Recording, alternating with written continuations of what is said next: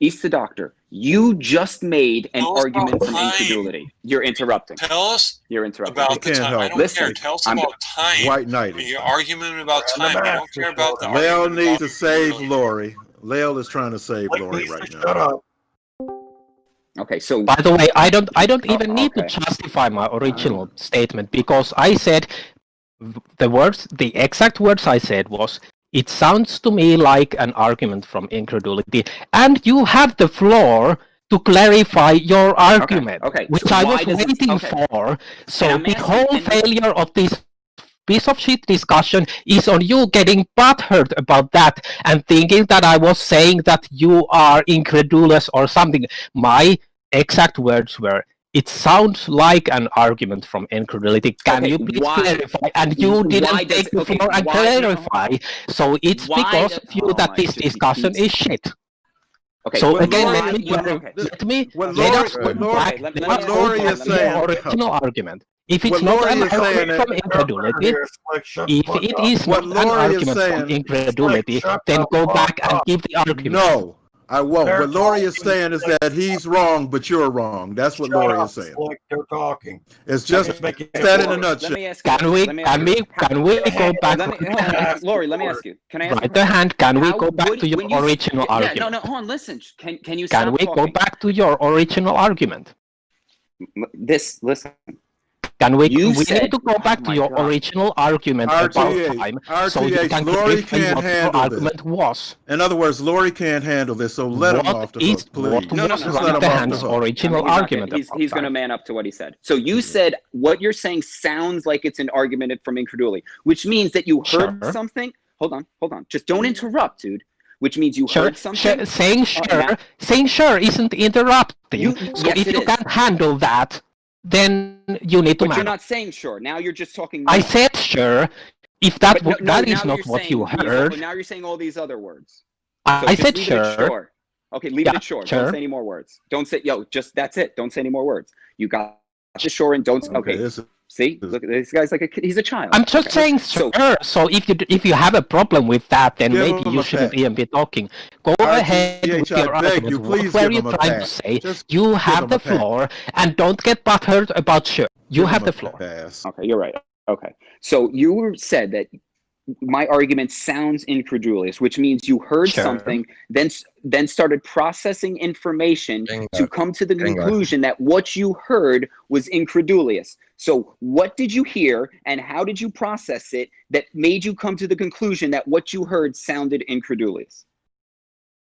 I heard you say, this is how the theory works, and you didn't say anything else.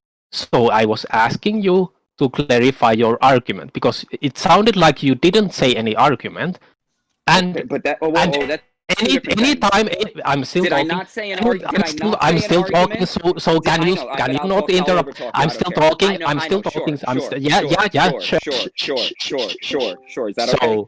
So I'm still talking. I'm still talking. I didn't stop. Yeah, you got to. I didn't stop. So you need to calm. You need to calm your tits down.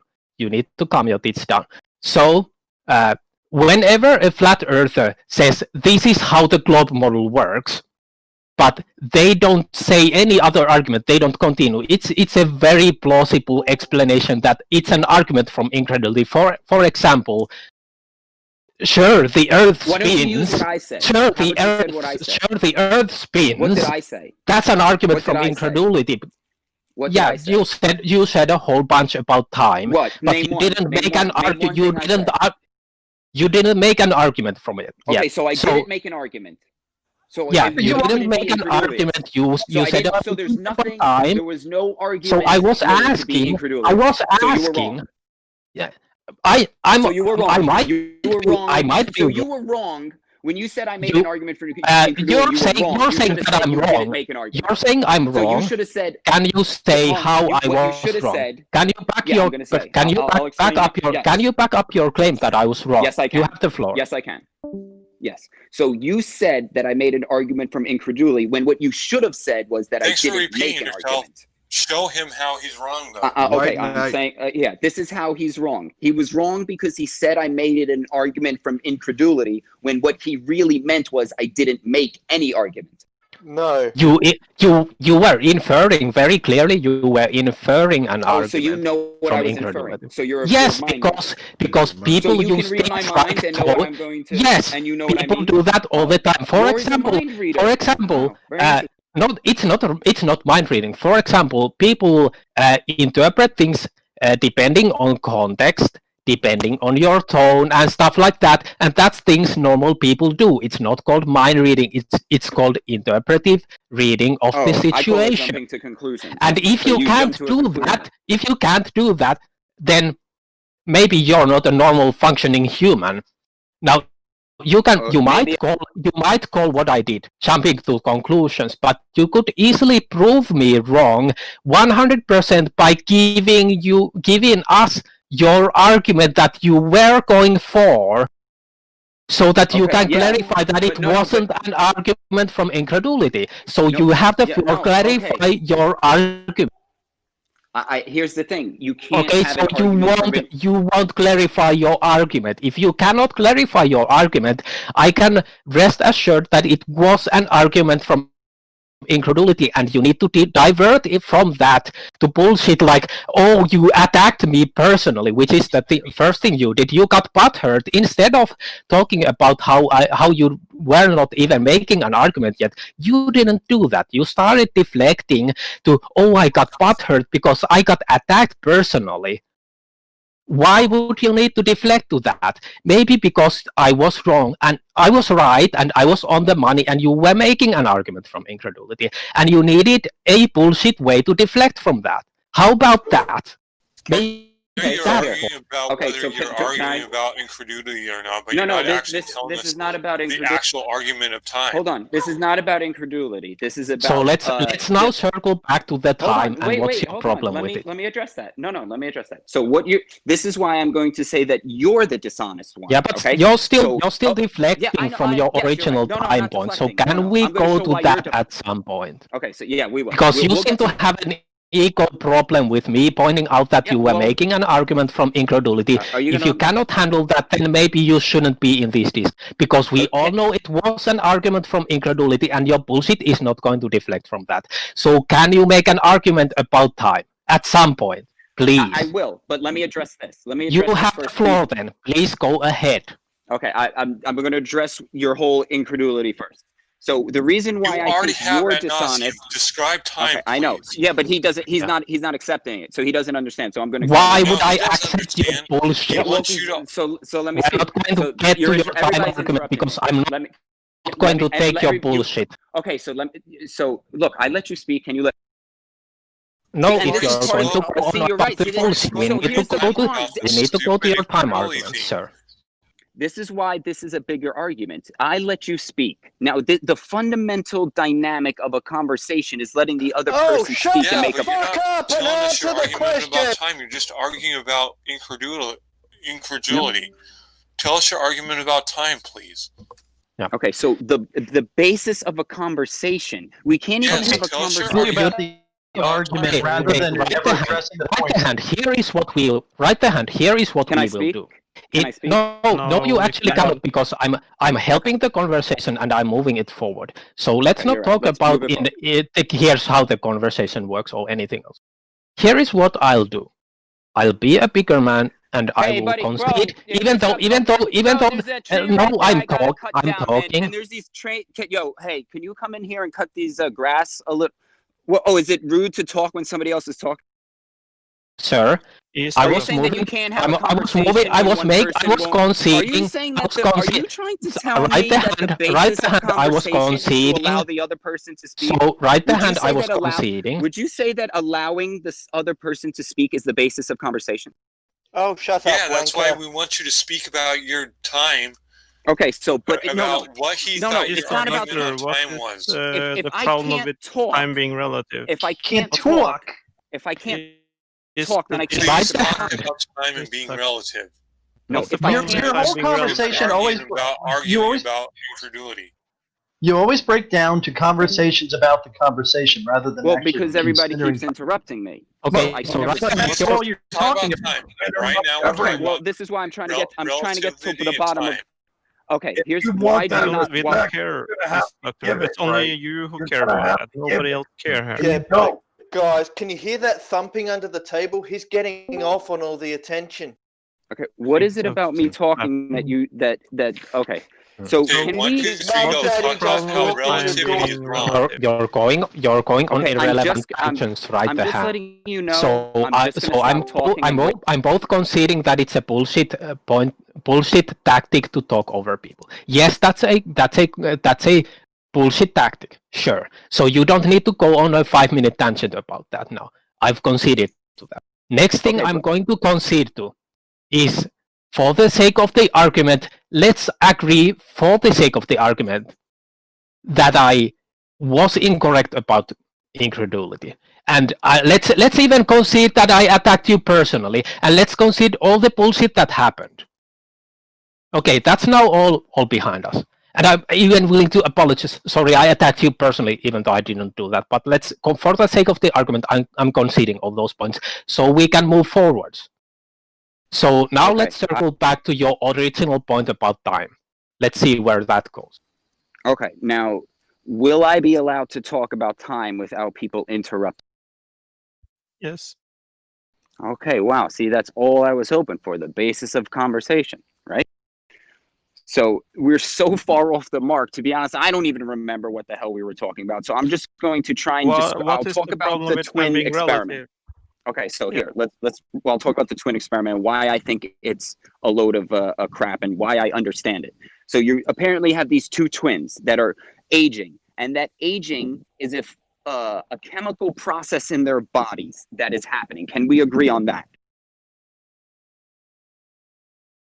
Yes, time and chemistry. Measurement of the chemicals over time in their body. See, well, who? Okay, hold on. So now we're getting to time as a cause of cellular degradation. Yes. It's co-cause. Okay, but see, now so the chemicals inside the cell are going to be released and have a reaction. Where's time's influence on that cell? How does it influence? Because chemistry doesn't happen instantly. I think that doesn't. Just because it doesn't happen instantly doesn't mean that there is some sort of time force affecting things. Right? There's a time component of it. By the way, right hand, you haven't made an argument yet, so can you make an argument at some point? So we can discuss. Right hand. I was trying to discuss Again, what it seems to me is you're kind of implying things and you're not making an argument yet. That's what it seems like to me. If that's, again, a personal attack against you, I apologize. Okay, so what I was trying to bring up was the twins paradox. Now, the reason why I didn't move forward with the twins paradox, because I was trying to establish the reason why the twins are aging. Okay, now I'm trying to say that if you had two people and they're aging, if one sat on a plane going around his brother, he's not going to be younger, right? That doesn't make any sense. Yeah, yes, right hand. Right hand. Come on. Tell me how that can you write the hand? How does that make sense? Can you back up your claim that it doesn't make sense? Because that was a claim by you. So can you show how it doesn't? Yeah, okay. And this is why. Because when we talk about how somebody ages, we're talking about chemical things that are happening in their body. Now, you can say time, whatever, but the thing is, when you have a plane, if somebody's in a plane circling overhead at 10,000 miles or whatever speed you need to be going to influence the aging process, those two people are still going to undergo the same chemical reactions at the exact same duration. One is just under an acceleration. So unless you can somehow quantify that acceleration is influencing the cells chemically, you can't say that he's going to age slower. Well, so now you just said two separate things in the same sentence. It is they do and don't. Acceleration isn't involved. You just shoehorned that in unnecessarily and dishonestly. No, yeah, but it's no, the velocity. it is. It's the velocity. Well, that's the gravity. It's both the gravity. That's moving. Velocity's moving, people. That's speed. So the guy on the plane and the guy standing still. No force in a constant velocity. So yeah, well, force is a concept. You need to understand the basics of physics, like the difference between acceleration and velocity. He claims that you say you understand, and you clearly just misused it in front of everybody else. There's like five people talking. You understand things, and then over and over again prove that you don't understand things by blatantly misusing them. Okay, so and pronouncing words incorrectly. Is force a concept? No, force. Is a real property of space-time. Okay, so when you say force, you're not describing a push or a pull. It could be either, and it could be other things. Well, that's a push or a pull is not a force. A push is a push, and a pull is a pull. So is a force a description word, or is force a mechanical process that moves things? Pushing and pulling are forces. No. Pushing is pushing, and pulling is pulling. Force is a description word to describe it. They're both forces. The only difference is the direction. You don't understand physics, do you? Because you do not understand that pushing and pulling are just the different vectors of a force. First, when you say you don't understand, do you realize that's not an argument? No, it is an argument because you clearly stated something that was hold on. untrue. So instead of saying you don't understand, say you said this and I think it's wrong because of this. Right? Isn't that how a good conversation? Understand because you use push and pull to try and explain two different forces. When the force is force, that has magnitude and vector. And the only difference between push and pull is the vector. The force is the same. So can I move an object with nothing but force? You can only move objects with force. What else can you move an object with? Okay, so can you show me? What else can you move an object with? God, if you understand things, you would be able to tell me what you can move things with. Show me you understand. Show the room you understand. Other matter. Are you hearing the words I'm saying? Yeah. So if I wanted to move a ball, I would carry on. Can you listen? Remember when we were talking about conversation and people are incapable of listening? You don't need to take the long way home. Here it comes. Get to it. Because see, now they know when I'm about to make a point. Stop talking about the fucking conversation, you cunt! See, I know it comes out. No, you're a piece of shit. I know it. This is how I have control. This is why I have control of the audience. All right, just make the point. They give me what I want. Every time please just make the point. Don't make a point about the point. Just make the point. You won't make the point now because the point about the point is the point now. Because he's pointless. Well, yeah. Well, now you just keep in, and that's the point. You'll every time I get a point, this is what you do. You come in. No, you have no point. You don't have points and you don't get points. Remember when about the point and tell us the point. See, I remember it was probably 5 minutes ago. You're not proceeding with the point, are you? I remember when we said 5 minutes ago that the basis of conversation was to allow the other person to stop. You're pointlessly arguing the point. Right. Can I point out? Let's all, while there's a break, can we all move to the other room, please? The fact is, you don't want to argue. You want to have a pointless conversation, and then the moment that somebody says something that you're not going to be able to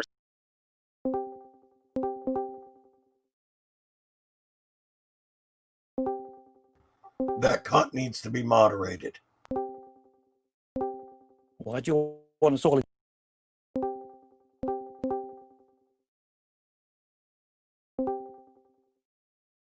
Guess you're trying to see if he wants to have a debate or if he just wants attention. He just wants to rile people up and annoy people. That's it. So show me force moving an object and force alone, like Star Wars. Holy obstruction, Batman. How does your other matter move matter? By a physical interaction. That's called force. That's another word for force. That's called a physical. That's called you lose because that's just force by other words. No, that's a physical interaction. Force is a word. Force is a physical interaction. Okay, so is force the two objects colliding, or is force a word that describes the two objects colliding? Force is what was applied to make the two objects move towards each other. Okay, so show me force moving an object to get it to accelerate. Okay, but a magnet is physical matter, so you can't have physical matter to create this force. How does it make something move without physical connection? Force is a property of matter. You can't have force without matter. Did not attract it by touching it. Okay. So if you disagree, show me force without matter. It did not and remember, attract it by touching it. Point made. Okay, show me something moving with no physical contact applied to it.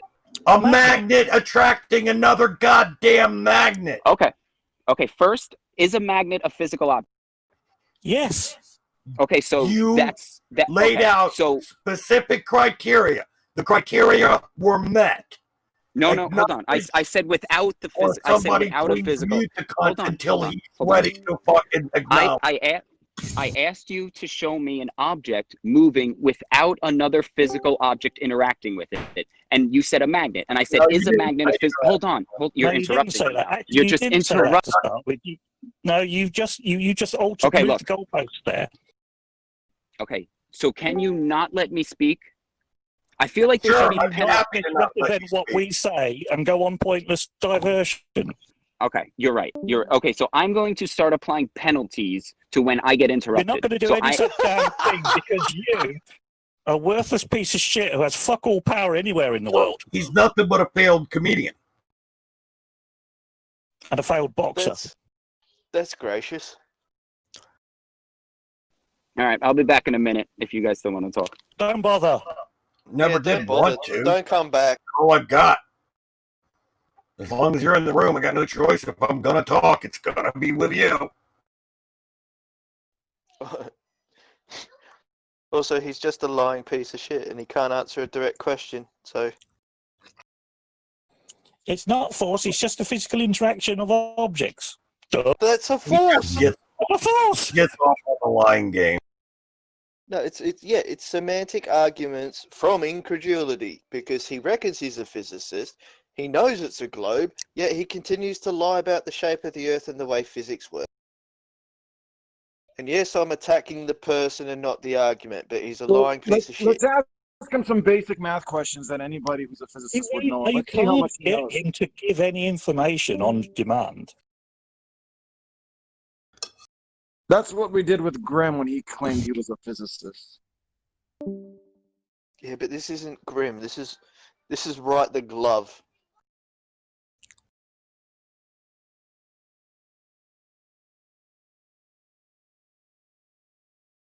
Well, it's nice to see everything calm down. He couldn't understand that time was a measurement. Are you guys ready to behave and not interrupt me? Not talking to you. No, are you ready to be a normal human being interacting with other human beings, or are you going to be a twat? Okay, the basis of conversation and how it will go will be that we will talk. Okay, I'll see you in 2 minutes. I'll see you in 2 minutes. This is quite funny. He thinks that leaving is kind of making a point for him. It's just... Well, in other words, what the room is trying to say is they don't mind a debate as long as you don't debate. That's all. Random ass. That's not really what was said. Slick, wait a minute. Kind of dishonest. Way to miss the point there, Slick. He's only arguing about the points of argument. Like I said, you want to have a debate as long as everybody agrees with you before the debate starts, right? No. No. Kind of not what anyone said. But well, then why is it that soon as somebody puts a question toward you that doesn't go along with your argument, you start screaming and yelling and calling people pieces of shit? Because he is a piece of shit. Because if a question is asked and then it's answered and then the answer is ignored or unfoundedly refuted without any, which is what right-the-hand does all the time, that's where the debate falls down. That's the end of the debate. Okay, so he's the only one that does that, and all you guys, you never do that, right? What he said is the only one. You're being dishonest right now. I'm just asking. I'm just saying. He pointed the finger at him, but what about the rest of you? Your random ass disorder is what you're doing.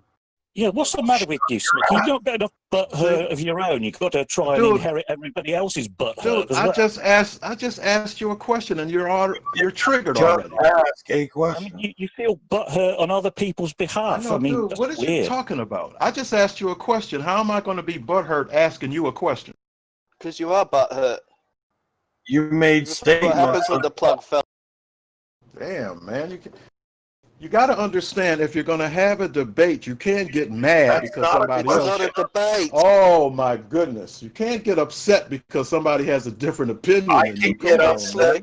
You're a twat. Slick, Man, I think is your paradigm that weak? Is your paradigm that weak that it can't stand up to anything? I can handle being upset. It doesn't. What kind of paradigm that's that? I enjoy being upset. Bending is good. But your paradigm is so weak that as soon as somebody challenges it, you say, "Oh, you're a fucking asshole. You're a fucking liar." What the fuck? Is more than a quota. I've never heard somebody can be a fucking liar for asking a question. Well, you ask dishonest questions. What the fuck, man? Now, if your paradigm is strong, you should not get upset when somebody challenges it. Come on, man. I think I should get upset. What do you say to that? Hey, Curved, what he's just said then, if your present situation is strong, you should stick with it. And I think yours is. I mean, come on, man. It seems like you're afraid of something. You're afraid You don't even know what he's saying. You're afraid of questions. He doesn't know what a paradigm is. Now, when we were talking about time, we talked about time as a concept. Now, I just asked a simple question: can time bend? Now, what was your answer to that? Would that make me a dishonest prick for asking that question? I can define paradigm in Slick's world. That's a word that Lemonberg uses. I know, but I asked the question: does that make me a dishonest prick for asking you, can time bend? No, your dishonesty makes you a dishonest prick. Okay, so can time bend things? Yep. Time by itself? No, I don't think so. That's my answer. I don't think time by itself can do anything. But something acting over a period of time can. Okay, so then that's deny that the period of time is there. Okay, so there's no such thing as space-time bending because hold on. So there's no such thing as. Okay, my fault. Why are you in such a hurry? I said my fault. What's the rush? I think right the hand's view is quite similar to yours. I'm not talking about right the hand. I'm asking you a question about time bending. I just want an answer. You don't even understand the answers. No, when I compare both, I think you are quite similar. I'm just asking if time can bend. Can it or not? I don't know. Okay, well then there you just say that's it. See how easy it was? Do you know? I think I'm asking you. Time is the concept. Listen, time is a concept. I don't see how a concept can bend anything. Insofar you both are quite similar because you both regard not existing, right? Only what you can directly touch when you touch a table, that's a table and that's it. So it's just insofar you both are rather similar. Right? No, not at all, because a concept is a concept. I was in a word chat with Right Hand for a certain time, and I figured out that he has a similar view to yours. Okay, well, the concept is a concept. Maybe we both just happen to understand that. Have we all agreed that time doesn't cause anything? Right. No, we're already established. Nothing at all happens without time. Yes, but it's not the cause of anything, right? I don't know. They're sort of they're co-causal as far as I'm concerned. Right, the hand you asked. The cause of everything. You asked something about time before several minutes ago. I think the word you were searching for is entropy. Time is always connected to increase of entropy. Yes, we know time is connected to everything, but it doesn't cause. Could you define entropy? What is entropy? Hold on. That would take some time to do so, and in this room it's quite difficult to get any word in when constantly over talk. It can be summed up very briefly. Let When you have when you roll a dice, you can get numbers from 1 to 6, right? And now take 2 dice and roll them and add the numbers.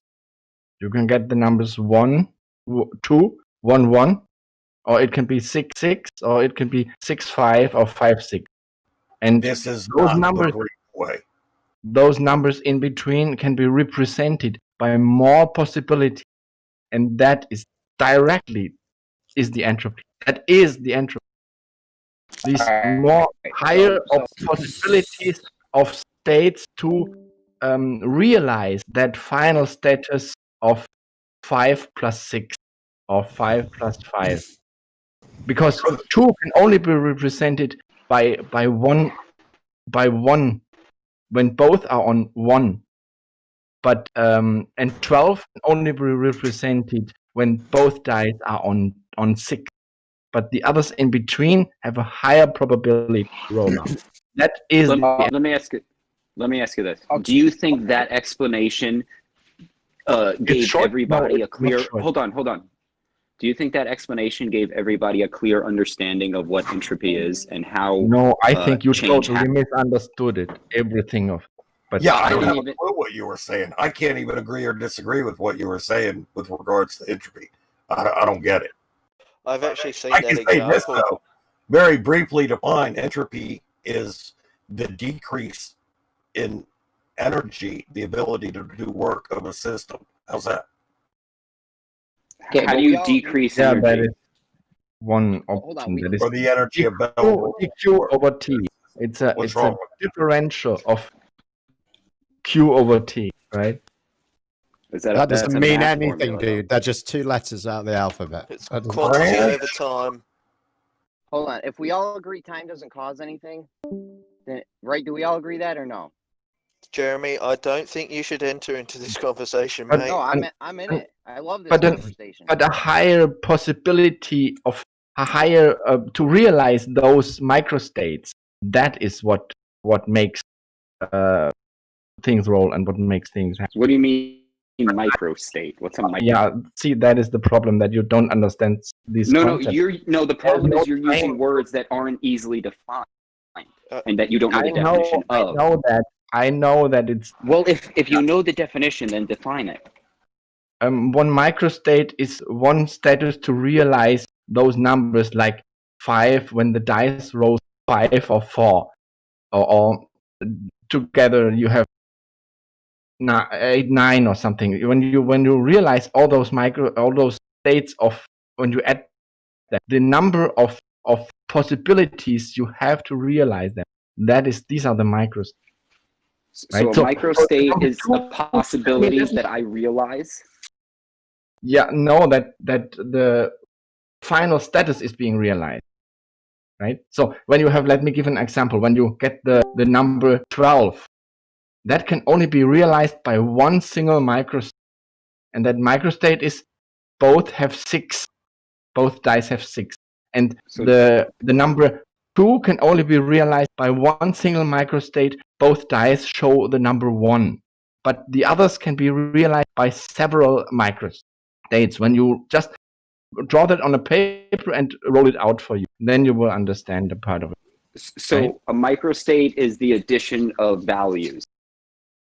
Insofar, yes. And when you have not just 2 dice, but 2 billion or 2 trillion or 10 to the... But it's the value doesn't matter. Then you what have... you're saying is a microstate. Then you have the probability.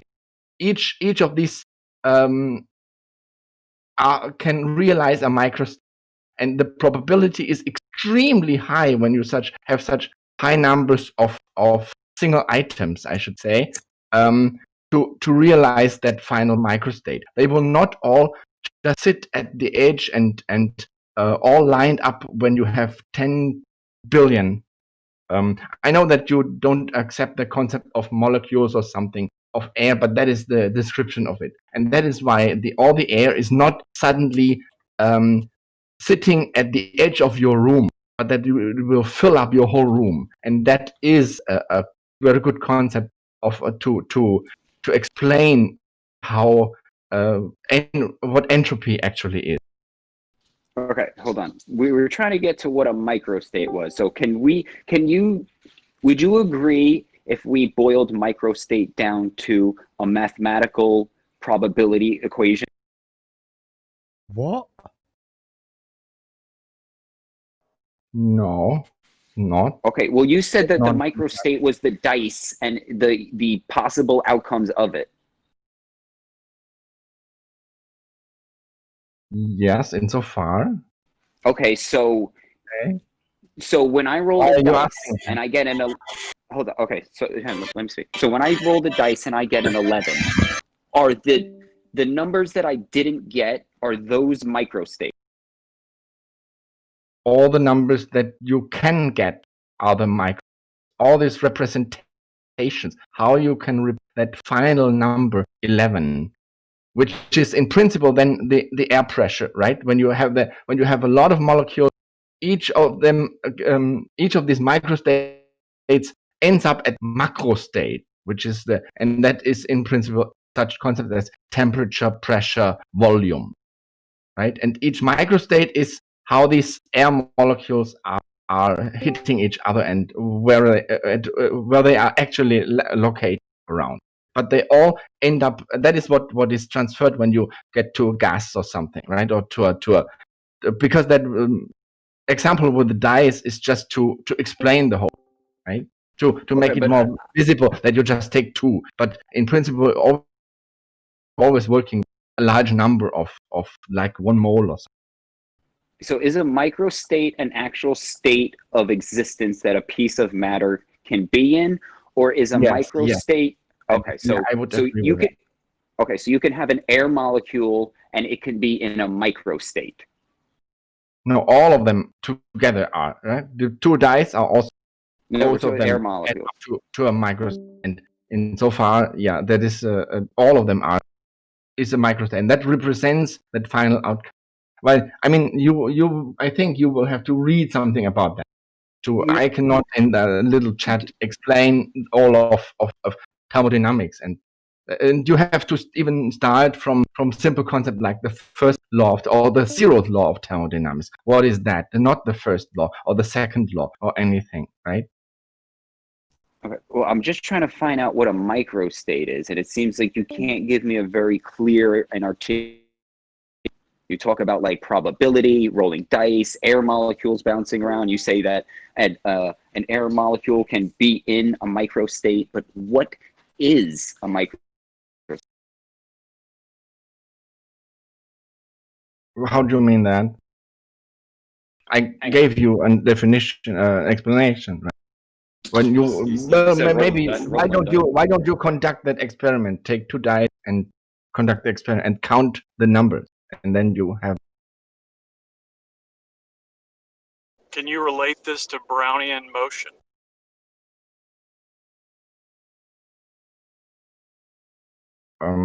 I think that does not directly address. Well, in principle, that is the Brownian motion when air molecules are moving around randomly.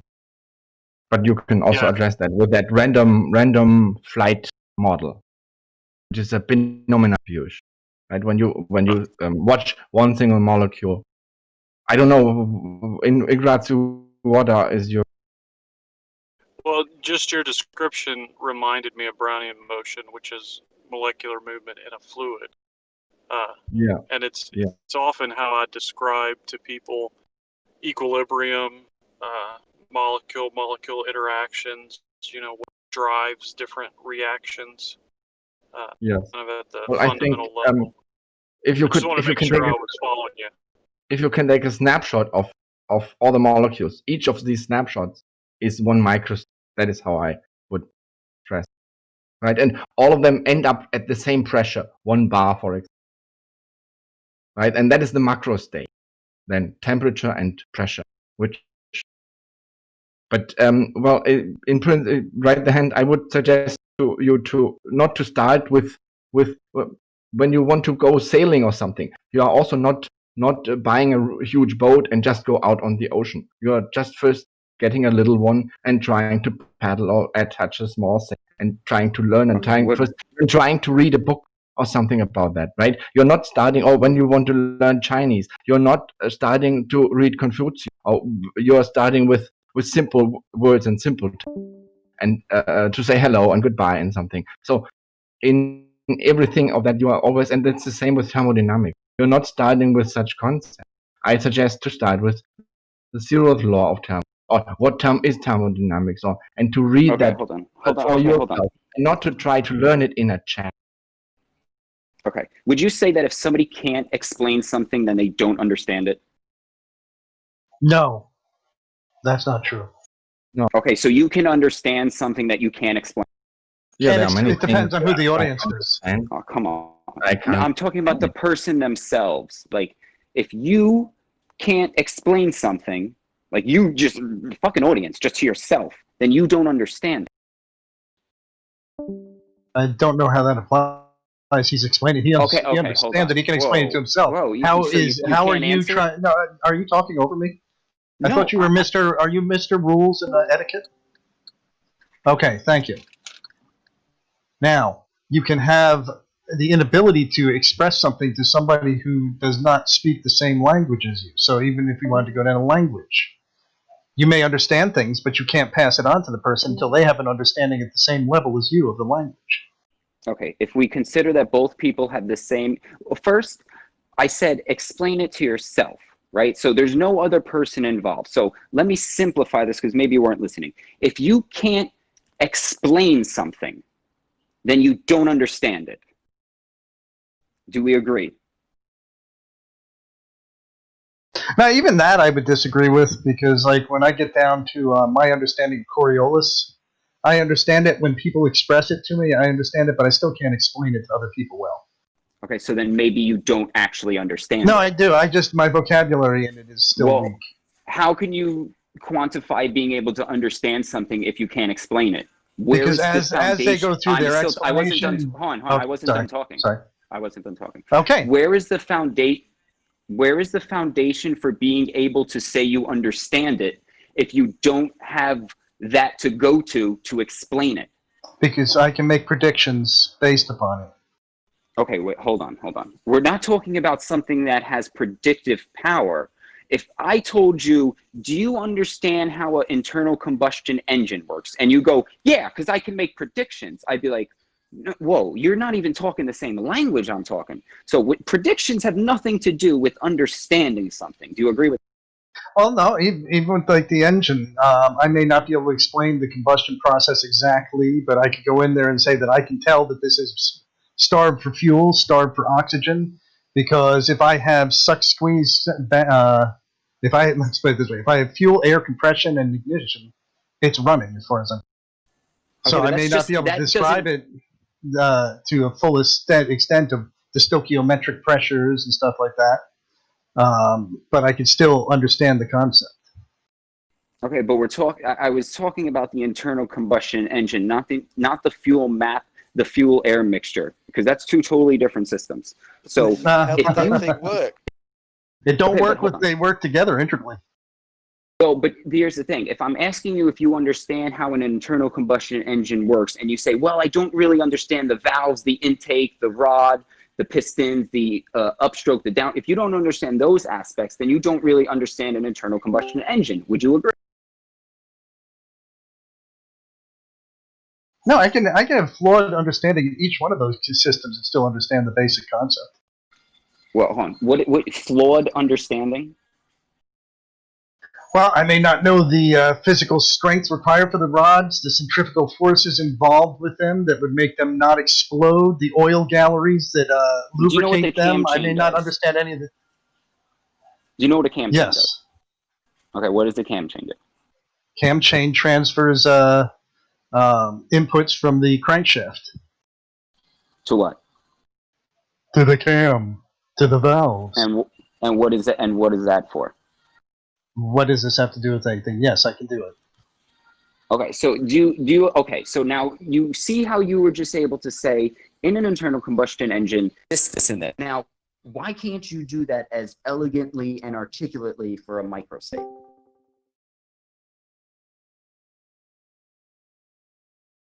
for a microstate. Because the description of a microstate is, and I'm really loosely understanding this myself, is sort of like the one state, one existence, sort of a snapshot in time of the entire system that you're trying to look at. A snapshot in time. Do you think that gives me an understand? If I was to come to you and be like, look, I have this idea that I'm working on. It's called a quantum state. And you're like, okay, express it to me. And I was like, well, it's a snapshot in time. Would that give you a clear understanding of what I was talking about? Well, as I said, I'm not that well versed in it. I was actually kind of asking that quizzically upon people who understand what they were talking about to see if I'm gathering understanding. So is it the snapshot in time of all states of and positions, motions of everything in a system? Are you asking me? I'm not asking you. I'm actually asking the floor. Well, this is the point. I'm going to field this, Moya. The fact that right, the idiot here is trying to explain quantum theories to you is beyond the realm of his understanding. So he shouldn't even be going down this track. Yeah, but help me out. See how now they instead of talking about quantum, you're again making the point about the point instead of a point, right? The hand. No, I was talking about quantum states and how they can't be. Yeah, then you don't even know about it. Okay, You've got no idea about quantum states. How was my understanding thus far? Yours is actually pretty good, Moyok, because you've explained that you have a elementary understanding, not a fundamental understanding. Right. Whereas this guy's trying to push you to a point that he can't back.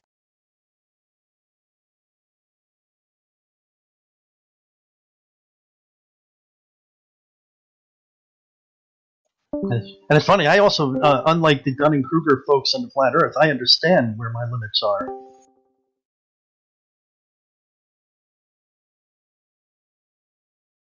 Oh, do we all disconnect? No. It's just that the fact that someone's trying to use quantum physics, right?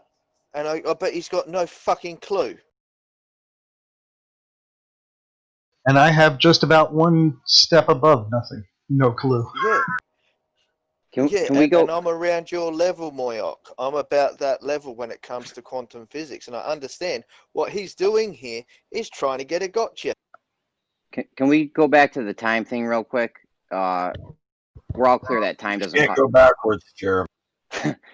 Well, we're all clear time doesn't cause anything, right? Well, the arrow of time goes forward, mate. So it does. It causes time to move forward. Time causes time to move forward. Well, you can make if I said causality, I'll get yelled at again. But so, other than time causing time, does time cause anything else? Yeah, I'm not sure. I think I've heard it described as when you're talking about nuclear decay, that time is actually causal in that. Yeah, cesium clocks is the would perfect make example. Okay, other than these clocks and time causing time. Yeah, other than the clock. Well, we gave you an example. Hard time with that. Would you say? In this case, actually, yeah.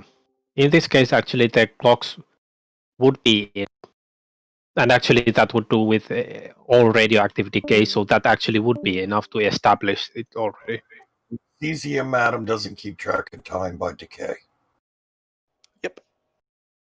So this decaying thing, that's time causing it, or?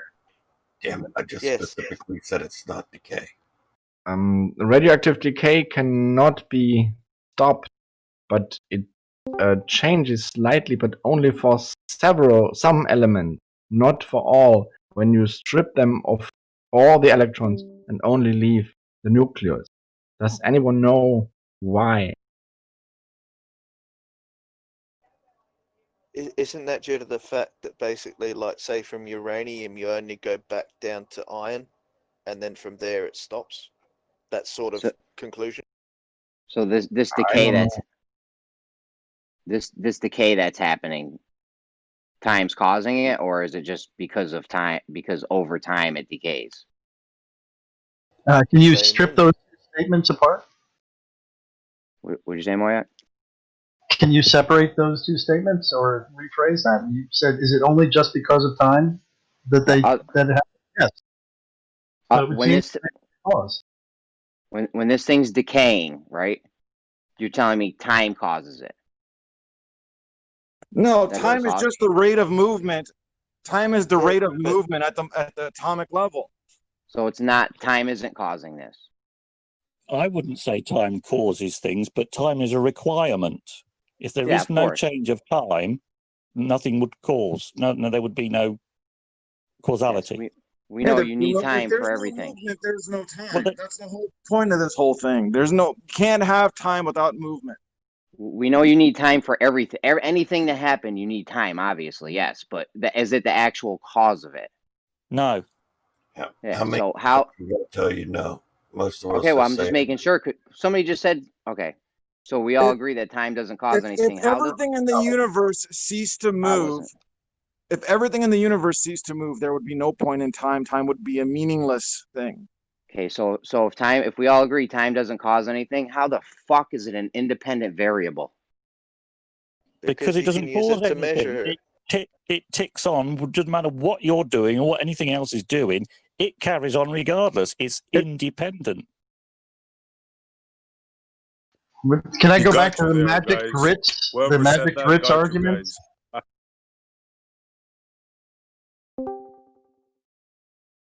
I didn't catch the Moryak talk. I had a suspicion that Jeremy was going to go there.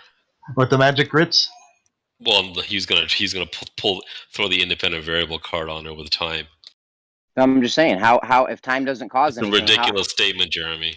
You allow for different times. There you go. The independent variable. You're a genius, bro. Good statement, bro. You got the independent variable is the cause, right? And when you're going to say time is my independent variable, that's fucking bullshit. Allowing for a certain amount of atomic movement.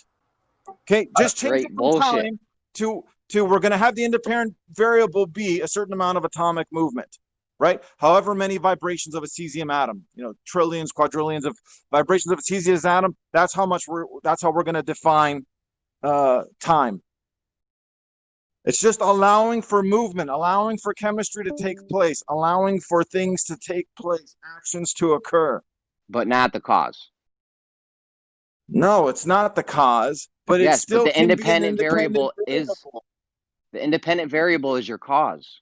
Where did you get that nonsense from? That sounds like nature, QE? Jake. So that's like a QE statement right there. It sounds like you're saying let nature take its course, Jake. So let's take the example of bacteria in a petri dish, right? We take we set up two petri dishes identical, and then we let one grow in an incubator for a week and one for 1 day, right? And there's going to be a different amount of growth in the 1 day versus the 1 week. The only thing that we've changed the variable is time. And what is time? Time is allowing for a certain amount of movement to occur. You changed the duration, the length of the period of time. Yes, you did. We've allowed chemistry and quantum states. We've allowed them to have a longer period, to allow more movement compared to the other. You didn't allow anything. It would have happened regardless of you. Oh my God. Just more movement. That's just patently false. I don't even know that it's worth I don't even know. Yeah, I don't even know what that means. But how else do we define what that means there, Jake, is that you've put your idea, your concept on something that would happen anyway. Exactly. Well said, bro.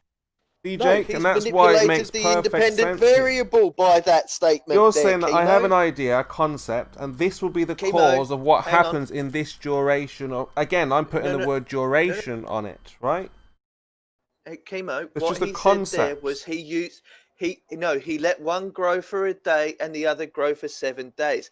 That's the independent variable, is the length of time. Yeah, but does the plant know this? The plant know I've been sat here for this. No, it's not about. It's about the length of time and how much bacteria. Anyway, Essie, sorry for derailing, but that's. I just wanted to back up your point there. Is that time there is not the cause. What's happening here? This is your concept. It's a man-made concept. Time That's all it is. the allowing for more movement to take place is what caused more bacteria to grow. It is the cause. Hey, Chemo, can I direct your attention to the text chat, please? What is it? Dawn? What should you want to use duration? Go ahead. What should I be looking at? Read what I posted, Chemo. Oh, you.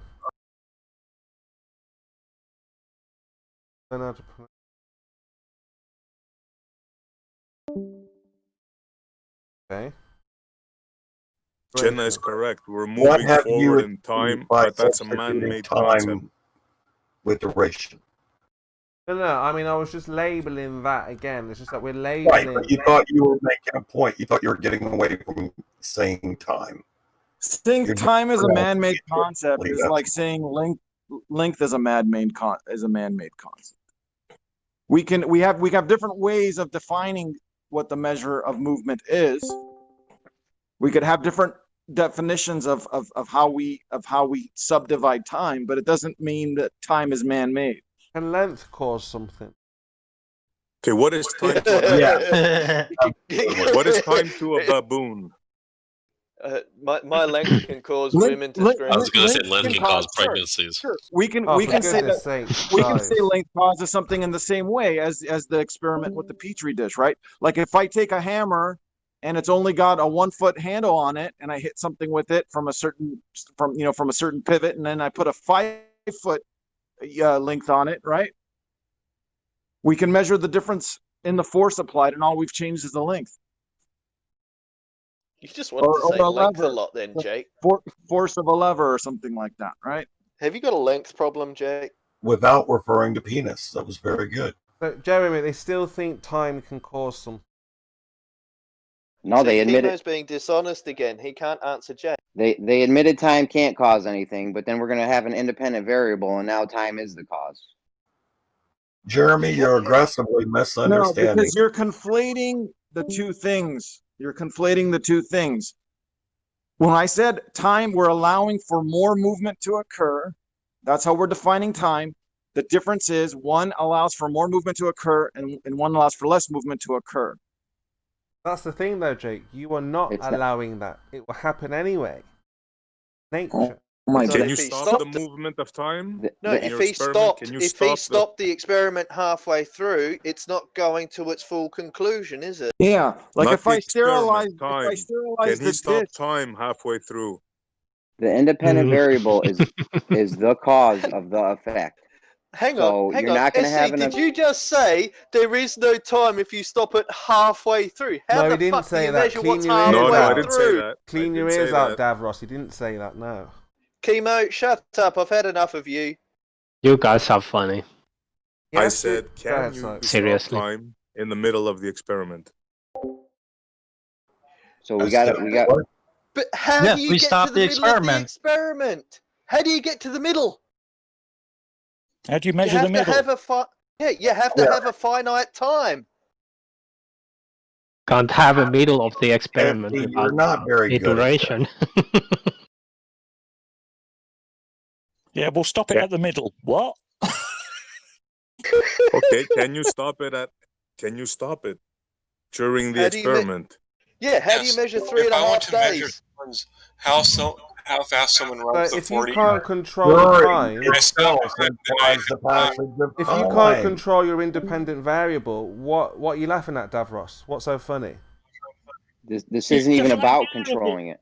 The idea of it being independent is you don't have control. It's independent of your control. Yeah, You're you really have to manipulate your independent variable. Hang on, Chemo. I'll actually answer this for you, okay? So, you've got a clock on the wall, right? And it's ticking, okay? Yeah. That will continue to tick, but you've set up an experiment that's going to go for 1 day and 7 days. So, you've set a finite amount of time for it. But that clock will continue ticking even once you finish the experiment. That's your misunderstanding. Let me get this right. Go on, Jeremy. Sorry. Oh, okay, I have one for you guys. No, hold on. The current... Go ahead. The current theory of time says that we can have past, present, and future all at the same time. What do you guys think about that? You don't even understand it, Montreal. Where the hell did you get that from? Yeah, where does it say that? He's trying to talk about causality and he doesn't understand it. He's just using it because Sean G's used it before. I don't care for it. That concept makes no sense to me. Exactly. Okay, so I'm just trying to show you that time is a concept. It's man-made, and I didn't show anything except use a stupid definition. Simon, I think based on a stupid statement. Yeah, that past, present, future thing is actually about the microstate that you're in. That you've gone from the past into the present, and then there's a future possibility. Each one of those states is every event that happens. There's the past of that event, the present of that event, and then the future of that event. That's what that's talking about. I don't think so. Right, a ridiculous concept. No, that's the actual concept. How is it ridiculous? That's what it means. Okay, so you've got an event in the present, right?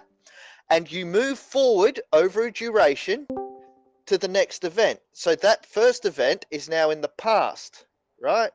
But if that event continues over that period of time, it's going from the past into the present. Do you understand that? No, you're misunderstanding the concept. The concept is, and I repeat, listen carefully. You can coexist in the present, past, and the future all at the same time. According to what? Like, I've heard that kind of a notion before, but it's not like it's some commonly accepted model. Yeah, that's not canon. It's a wild ass concept, which, to be fair, sounds cool, but you're kind of saying this is what your theory says. No, it actually doesn't, see Montreal, so please. No, what I'm trying to do is tell you time is man-made. Doesn't exist. Yeah, but it's a man-made concept. And yeah, but you cannot go and mix shit up as they go. You cannot back that claim up, though. The measurement of time is a man-made concept. Time will continue whether you're here or not. Haven't we already been through this, SE Montreal? Yes. And I'm not talking about a clock. Up and down. I mean, I'd go as far as say time is like a religious, spiritual thing. Sorry, right the hand. I mean, we know time because of the sun. We track the time because of the sun. So if you want to take it as far as who put the sun there, who created the time, you could go as far as that. Chemo. What about in places like say Alaska, where they have days and days of no sun? Does time not exist there, or does time keep going? Well, they can time how long until the sun returns, right? Yeah, they can still tell time. Say that it's nighttime 24 hours a day. Yeah, but I'm saying time, one can say it's man-made, or one could say that it's given to us by the Creator, right? To figure out how long... That is a measure. Or you could say that in the Big Bang Theory, time is random, because given enough time, anything can happen, right? I mean, how does time work in the Big Bang? Before the Big Bang, was there time? No, stop. That's in the past, man. Fuck off with your past shit. Get to the present. I'm just saying how you can look at time. No, bring it back, Chemo. Bring it back. Bring it back to the present. Don't go to the fucking Big... These are ways to look at time. Well, we can't say it doesn't exist. It's one of the dimensions we observe of change in one direction as we grow up and die, right? And it's based on the sun, like you said. Yeah. So but then it can get very technical and very mathy and very sciencey. Yeah. When someone says time doesn't exist, that not tell us something about flat Earth. I mean, it depends on your view. Like, in the universe out there, is there time? Do they try to go to this Einsteinian space-time, or is there still the same time as it would be here? Kimo, let me try this before we go to Einstein. It changes when you go out there. Check this out before we go to Einstein. What is time to an ape or a gorilla? An ape what? Okay. It's the time what is length to an ape or gorilla? Seasons. Gorillas know seasons and day and night. Yeah, when's the perfect time to go and collect their type of food? They age by their time. Actually, animals know day and night. Yeah, but they know the middle of the day and the middle of the night as well. You know what I mean? They They've got actually do have a concept of time. They're not You stupid. can't claim that SE Montreal. That's idiotic. And then Also, Coco, who's been actually taught language, actually has relatively complex concepts under her. Also, the fact that there's certain bird species that have been fucked up because the seasons have changed when they start, and that's actually a concept of time. Was the seasons? You don't seriously believe that an animal has a concept of time, guys? Come on. Yes, migrating birds do. Yeah, we actually do, and we have good reasons to back that up. And every time we do that, concept, dude. They just live with it and become accustomed to it. Gorillas. Every time we back our shit up, SE Montreal, you just deny it, and then you bring this shit up again the next time. I mean, SE, just not to agree with the Ball Earthers too much on this, but let's take a cockerel.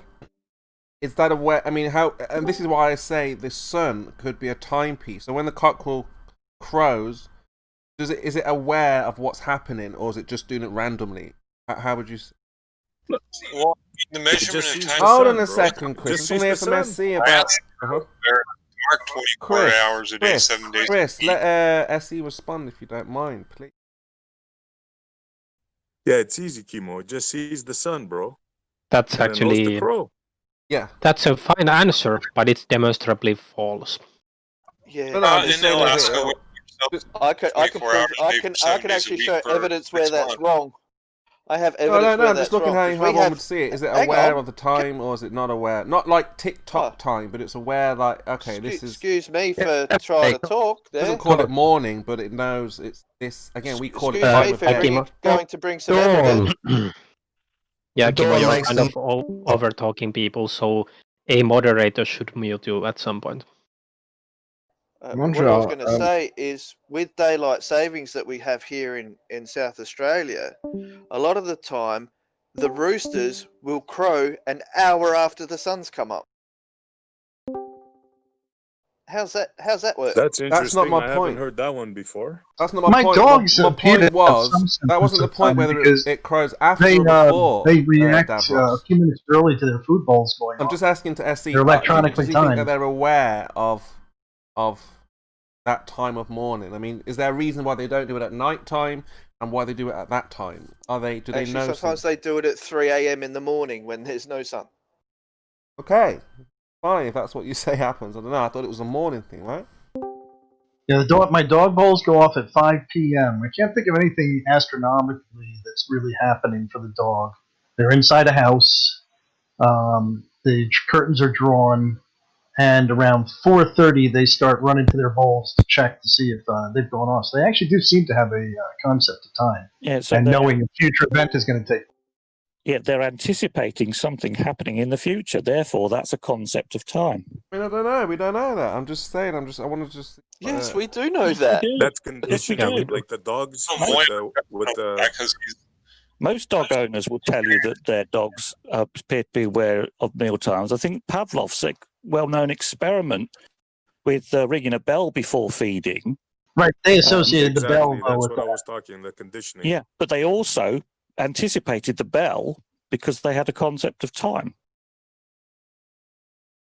No, what happened was when they saw the door open, they started. Before anything had happened. When they heard the bell, when they heard the bell, they started salivating, even though there was no food. I'll explain my dogs then. There's no bell. Yeah, that is. You could ring the bell. My dogs have no bell to go on, and they are responding ahead of time, but only a few minutes ahead of time, so their clock's a little bit screwed up.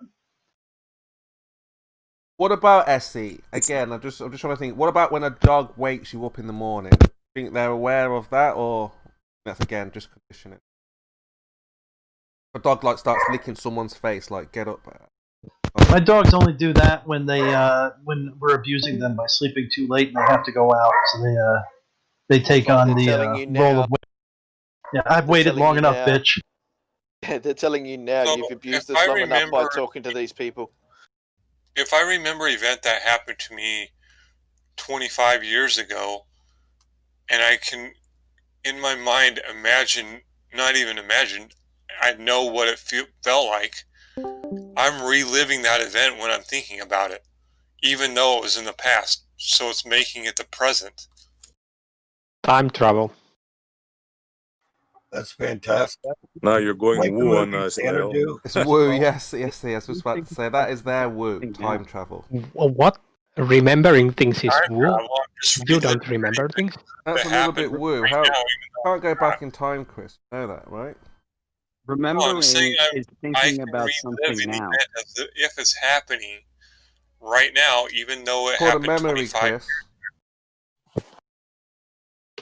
Everyone has a memory. Memory bank. Yeah. And you have memories in the moment. But for memories don't happen in the past; they happen now. Well, actually, everything that you experience in life happens in the past. Yeah. So there is no present. You don't There's have never a memory. It's not like, oh, I have this memory bank that I'm going to go into. When you think about something, you think about it. That's how it works. It's not like you're going back into the past and grabbing a memory, bringing it to the future, opening it up and reading it. No, you're thinking about it now. It's something that happened 25 years ago is in the past, and I'm thinking about it now. For example, hang on. I went to a Suns Nuggets game in Denver 25 years ago. The interesting thing is, how does the brain... Hold on, I'm not finished. If I go back and find that game on YouTube and watch it, I can relive the events as if I were actually there, because I was actually there. No, all you can do is watch a video now. Yeah, but I'm reliving that event because I was actually there and I saw what I saw. You're turning you watching a video into something more, like you reliving an event, like you've manifested your. I was actually there at the event. Yeah, but that doesn't mean that when you watch a video, you get transported back in time to that live event that you are watching. That's not how But worlds it brings back work. the memories. But the memory he is having is in his brain or whatever, and it's happening. I'm interrupted. You're interrupting. Right the hand. Just the a quick come on, let's let each of us experience, finish. It's in and the I evening now. relived that experience by watching a video of that experience. But kind of let him finish, Chris Stavros, a little. We've been very open this evening, haven't we? You know, you guys haven't been muted. You've had a fair run. But can't have that 24 hours, right? Reliving that event. It's been an absolute shit show. Yeah, you've had a good run. You've experienced what it's like without heavy moderation. Mr. Scott wasn't present. Kosher wasn't present. Not saying that they over mod, but you saw what it was like, and obviously you don't want that 24 hours a day. That was kind of It was intolerable at times. Yeah. So Davros, let's try I'm and just saying. go ahead. Right. No, why? No, I agree. Yeah, but it's up and down. You know, sometimes and sometimes. But right the hand. Let's make your point then. Yeah. So if let's say you didn't go to a concert 20 years ago. You went to that concert at that moment. Like whenever that moment was, that's when you went to it. Yeah, that moment was 20 years ago. Bro, come on, man. All right, you're not. All right, go on. All right, I got this. Leo, it's like this. Listen up. This is very brief. What he's trying to explain to you is that he is not still currently getting his ass beaten by a woman in the ring. Do you understand that, Leo? That's over. Not done with. Curve, not past. It's not happening now. Not helpful. Get that through your head, Leo. All right. But it will happen again. Does he think of a phone number, or does he remember phone numbers? Because remembering is using a memory. I know phone numbers I've never even dialed. There you go. It's like remembering the cab number, right? That remembering is using a memory. That's it. What number? A cab. Yellow cabs. You know. Taxi. Is he going to be able to make his point or anything like this? Or... What are you talking about? I think he wants. What are you talking about, Kimo? So right what are you talking about? No, he's got no point. Let's find out. No, he's pointless.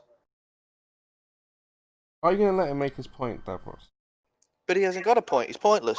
How can such a prick be pointless? Because he is. And he knows it. I berated him for an hour and a half, and he realizes and you still want to carry on for another hour and a half? Oh, no. I've said my piece, and everybody heard it. Right. And nobody stopped me. Right. Now, we're asking you if you can allow him to make his point. No. Right. No.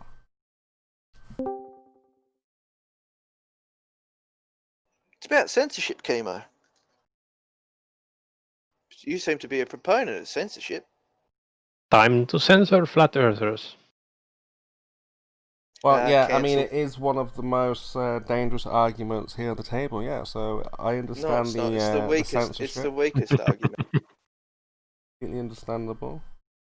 Farmers, are you always in a bad mood, bro? I think that's Davros. Oh, that's Davros? I'm sorry. I know Davros is always in a bad mood. Sorry about that. See, SE knows. I'm always triggered, aren't I, mate? Yeah, but I respect you, bro. Yeah, it's all good. So, as you know, we're flat earthers, Davros, and as you know, we're here to challenge the globe. As you know, are you a flat earther or a globe denier? I need clarification. Well, the Earth I stand on is not curving. You know that now, especially Black Swan. Show me evidence without water. Without water, water is the tool. Fuel. No. Show me evidence. Show me evidence. You need two wells to know if something's flat or not, right? No.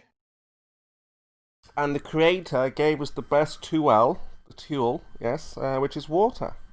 Tells you a lot. What are you babbling about? Yeah, but can Right the Hand make his point? We're kind of like Right the Hand, he's still here. First appear? He's still here. When did water first appear on the planet, Chemo? Planet? What planet? Planet Mars? Yeah, planet flat. When did water first appear that's a on damn planet? good point. That's a damn good point there. I'd like to know.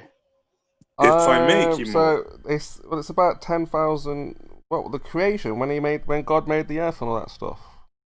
Around 10,000 years ago, I think.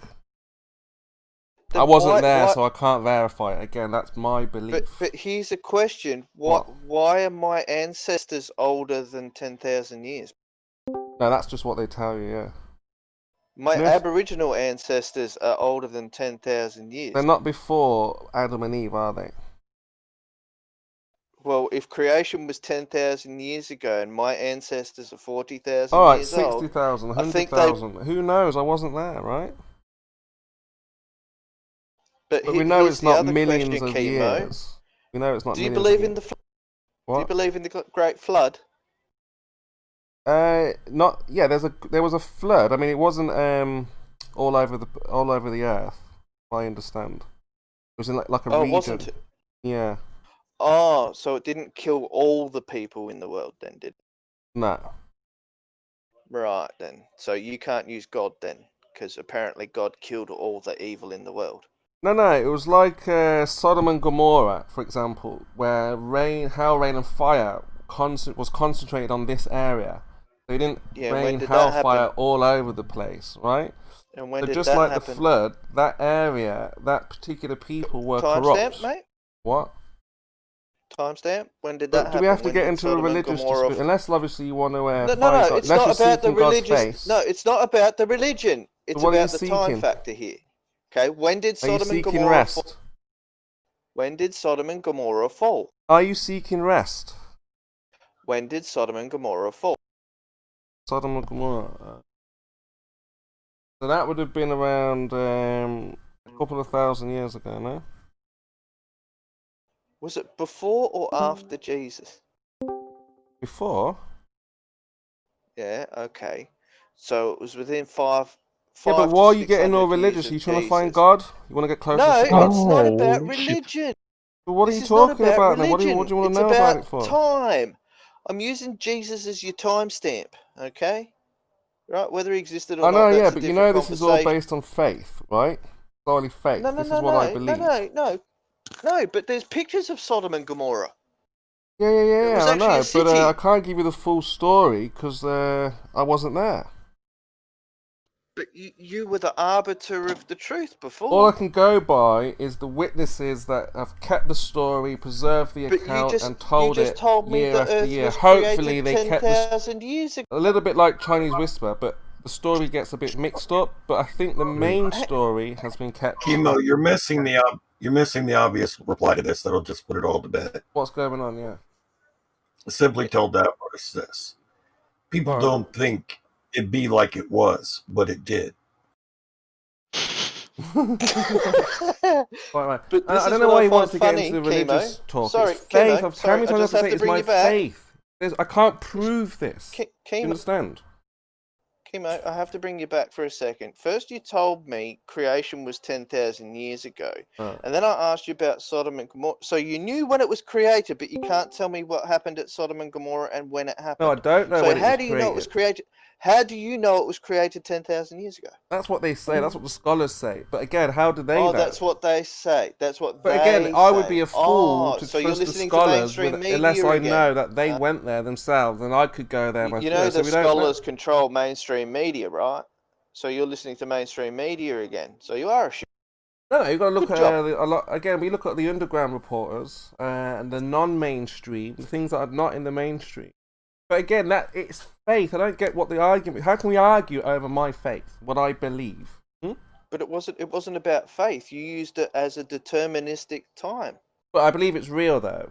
Like. But it was determinism. Everything happened in the everything that happened in the Bible happened in the real world. Well, we can discuss how you came to that conclusion. But yeah, because you look at the Bible, you look at the world, you look at the Bible, you look at the world, you look at the empires, fallen empires, you look at history, you look at the empires. But don't you feel that your ability to reason has been shown to be very flawed in most things that you look at? Yeah, because obviously when you start reading the Bible, it says stuff that will happen in the real world, and you're like, right, but you think you've been proven wrong on so many things that you've analyzed. So I'm just wondering how you conclude that you have a solid case of reasoning. Yeah, I mean, I think it's justified. Like I say, the account has been preserved for a long time. Now, again, you have to trust that weren't there. And again, you look at the Bible, you look at the world. And you compare it. What I do. Right, but everything that you analyze, you get wrong. Like what, for example? Your ideas with pressure, your ideas with time, just a simple hell. Even your understanding of the Bible seems to be in question frequently.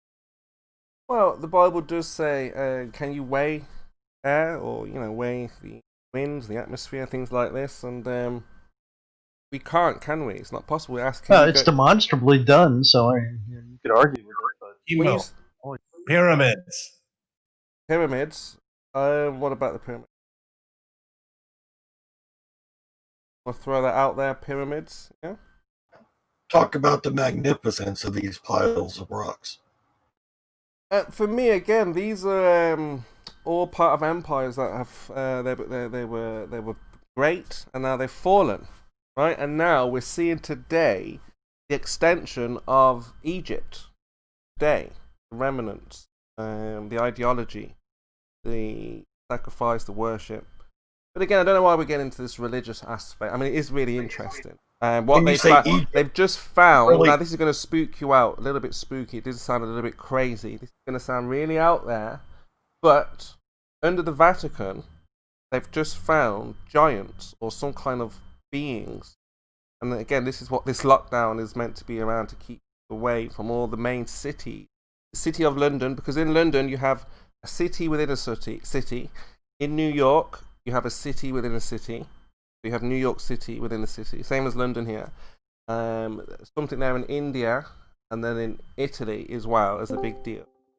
So yeah, it's getting exciting because they're making a lot of discoveries underground.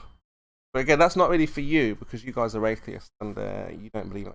Again, this is just my faith in the spiritual realm. Yeah, not something that for you to hold true or believe. You continue carrying on the evolutionary ideology if that makes you more comfortable. Right? It's more comfortable, right? Someone's forcing you. But yeah, there's a break. It's an amazing story of what they found under the Vatican. Check this out. Chemo, there's three. Oh, sorry. No, but Let again, me just interrupt you. There's three cities inside of cities. One of them is in DC, the other one's in London, and the other one's at the Vatican. Yeah, like a city within a city or something, right? So it's not. It's a. Yeah. Go on. No, yeah, they're their own. They're their own entity, their own country. So to. So as I'm saying this, I do know it sounds crazy, like giants under the Vatican, right? That's like, come on. But that's what the reports are, and obviously, if you understand the Bible with the Nephilim and fallen angels, show me this giant. No, I know it sounds crazy, I know, but it's all going to come to light anyway soon. How did you come? That means Jeremy can explain what the fuck he's on about with DC being a city in a city. What are you talking about? Yeah, like London, and then within London, like Jeremy. Yeah, like Jeremy explaining what he means with DC. Yeah, Jeremy, go for it. Yeah, I think it's the District of Columbia, maybe. I could be wrong. I think it's the District of Columbia is its own place. They don't same thing with London and the Vatican. Does it make it a city within a city, dude? No, I just meant like its own. Talking about when you say city within a city. It's their own country. I don't know. I heard about it a long time ago. It's not within a state. It's not in Maryland. It's not in DC. It is the District of Columbia. That's the name of the city, if you will. It was not meant to be populated or inhabited or anything. It's meant to be the seat of the federal government. However, it be like it be. Now, what's your city within a city angle? Some kind of a secret thing? Or you just confused about what it means to be a district and not one of the states? Well, I have to look it up more. This is what I heard, that there was a place in DC or something somewhere near there where it's they're their own country essentially. They don't have to abide by American law. Same thing with London and the Vatican. About foreign embassies. What'd you say? Are you talking about foreign embassies? No, there's the land. I'll look it up and I'll get back to you. Okay, then. You guys don't understand what he's talking about? The Vatican is its own country. No one was talking about the Vatican. Let him finish. We were talking about DC. Come on, Laurie. Be fair a little bit here. Go ahead, Esty. What's that? I just Googled the DC. So District of Columbia is owned by the federal government. It was taken, or however it was taken, from Maryland in 1790. So it's one of the few spots of land that is actually owned, controlled, and everything by the United States government. It is a federal district. It's not state land. So that's where the difference is. It's owned. The Vatican, you just brought up SC Montreal. I'm not sure what you're trying to say there. Yes, you can make borders any way you want. The Vatican is governed by officials who are appointed by the Pope, so it's not governed by the country. We're getting deep into it, Jeremy. This is high-level conspiracy stuff, you know. Very careful. But yeah, carry on. I mean, that's what it is. The Vatican is ruled by it's governed by the officials appointed by the Pope. I'd have to look into more of these places. In other words, Italian police can't enter there. Army can't go there. It's their own land. They're guarded by the Swiss Guard. It's all coming to light, guys. It's all coming to light. You need your passport to get into the. You have to show your passport to get into the Vatican. Who just found out about this?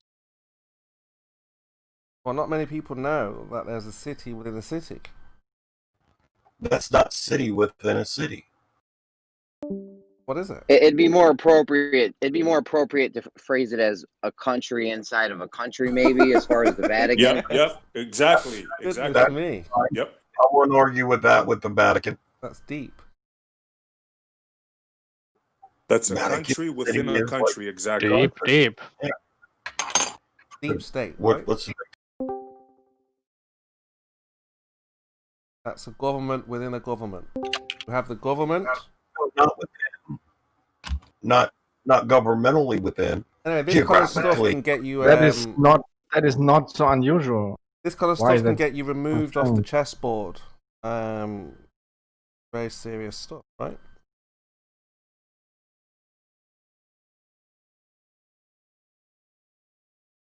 You acquire enough power and money, you're untouchable. You get ugly enough, you're also untouchable. Like Jeff Epstein. Very untouchable, right? No, he was a liability. That's called a liability. But he had the money and he had the power. The powerful people went there to fuck little kids. First you get the sugar. No, he was the madam, so to speak, of the big boys, and then when, you know, what happened next, right? But he had the money. But he didn't have the So power. your theory is debunked. Then you get the women. The power part.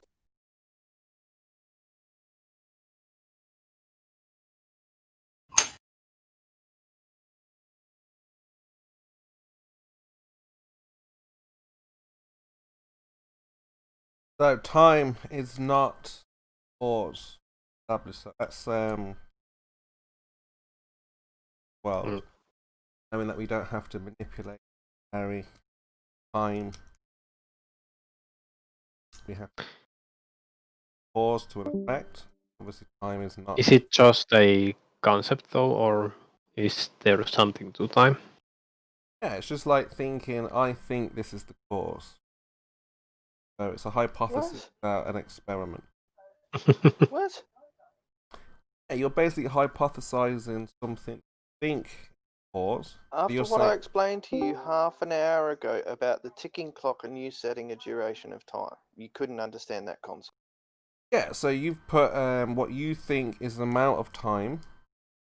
You think what you because remember minutes or seconds. You've decided what a minute or a second or an hour is. And it's a measured duration. Arbitrarily said this is 10 minutes. Just stop. Just stop. It's a measured duration. That's it. That's all I'm going to say. Yeah, that comes from your mind. No, it doesn't. Where does it come from? It comes from a measurement. Where does that come from? Yeah, I would agree with these guys. It is used to measure. It is a measurement. You can use it to measure things. Okay. Well, you use it to measure how long you boil an egg for. You use it to measure how long it takes you to get to the shop. I mean, what the hell? Okay. Still doesn't cause me to go to the shop though, right? Yeah, but hang on. If someone asks you how far's the shop, do you say it's 5 kilometers or 10 minutes away? Well, it depends by car, by foot, by plane. Well, no. The distance doesn't change, but the amount of time it takes to get there will change depending on your mode of transport. Okay. If somebody asks you how tall are you, do you say 3 seconds? Well, actually, if you want to get into that, we can. Go on, how? How are you 3 seconds? Well, because, okay, at a particular distance, the amount of arc seconds. Remember we used that measurement? Go on, then how tall are you in seconds? Look, be a little bit existential here, Chemo. Okay, so what are we talking? Figure it out. How tall are you in seconds? How many minutes tall? 27 arc seconds. Okay, 27 arc seconds. Done. Thanks. How did you figure that out? Mr. Scott, the astronaut's son. How did you? We have a mathematician in the house. We have a mathematician in the house. He doesn't. What did you do? You took the height of the person, Mr. Scott, and then what? Depends on where you're standing. You want to get the height in seconds. Yeah, it depends on where you're standing. Depends on where you're standing. But if you're in a standard parsec from him, from a parsec, then what you need to do is measure the angular size of him and then figure out where the arc seconds are. So he's 27 arc seconds at your standard parsec. Parsec. I heard that in Star Trek, I think, last time. Yeah, they used to use it for like science fiction stuff, but it's referencing the standard distance for angular size measurements. If it gets used in Star Trek, it isn't real. Well, actually, it was Han Solo. But it was actually Han Solo. Han Solo did the Kessel Run in 12 parsecs, right? Also, Han Solo had hair, so hair isn't real. Yes, but he also shot first, so, you know.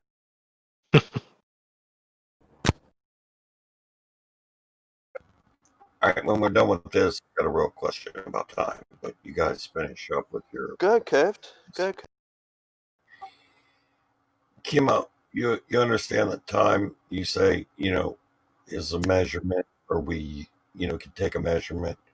What are we measuring when we measure this time? Well, I'm trying to figure out what you think time causes. We haven't established that.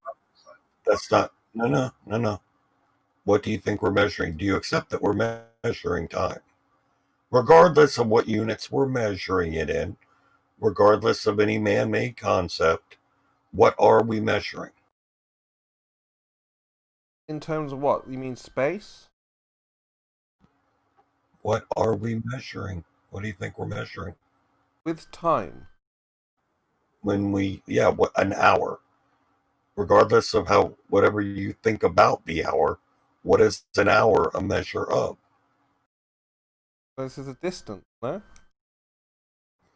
What do you mean distance? Distance between what? Between the 2 points that you've decided to set the time. That's not really a coherent answer to the question. So how are you measuring with time then? What are you measuring? Well, one simple example is measuring the duration between two events. That could be one thing. How long it takes you to travel from A to B. You think that the time that you didn't arrive instantly, it took a period of something to get there, not just miles, because two people can leave and travel at different speeds and arrive at different somethings, even though they traveled the same distance, but the rate of movement was different. There's something there that you're ignoring if you ignore time. Now, again, we're only looking at cause and effect. So again, if you want to know how far something is, if you want to know how short something is, or how quick somebody is, not in the concept of. We're looking at how to use time. When do we use time? How to use time? So you're using time for the wrong reasons and in the incorrect way, right? Just like maths, you think, with this regarding maths. No, it's just that you're using it in the wrong way. What you were saying because you couldn't wait. What? Yep, that's right. So time is not valuable, huh? You're packing up a ship to come to America. You know it takes you 30 days at least to sail there, and sometimes it takes you 40. Dude, so don't you want to know how much food to pack? Yeah, so guys, I need a favor. Am I coming through? Yes, Slick. Nope. Okay. The time it takes for a human to starve to death. You are, Slick. Very, very clear. Okay. So what do you think, Kimo? Is that useful? Yeah, so again, maths useful, time's useful, but when it comes to cause and effect, maths cannot cause or calculate. Again, you can't starve to death in one day. You can in a week. Again, you're missing the point. You're overlooking the question. Cause, only cause, only cause, yes. only cause. Mike. Without the passing of time, you cannot starve in one day. You have to go a whole week. Starving See, is time is like time is not. Time is like mass.